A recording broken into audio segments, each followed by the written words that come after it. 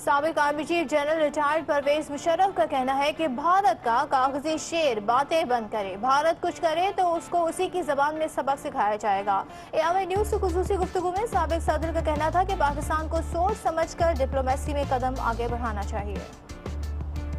पाकिस्तान फौज जो है वो फौज नहीं है जो पुरानी फौज थी। अब ये नई फौज एक्सपीरियंस, लड़ने में माहिर फौज है। ये जो पेपर टाइगर जिन्हें मैं कहता हूँ, जो ड्राइंगों में बैठकर ये सुंदर जी इनके चीफ आए थे, उन्होंने कोई फॉरवर्ड पॉलिसी बना दी थी। एक और आए, उन्होंने कोल्ड स्टार्ट स्ट्रेटेजी बना दी। ये स्ट्रेटेजियाँ ये ट्राई करते रहते हो, वो हमें भी सिखाते हैं कि हम भी उसका जवाब तो निकाल लेते हैं।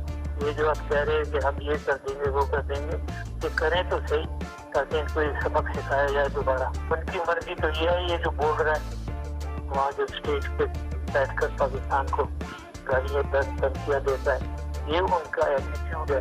हम दोस्ती का हाथ बढ़ा रहे हैं, तो ये दोस्ती का हाथ कैसे बढ़ सकता है आगे?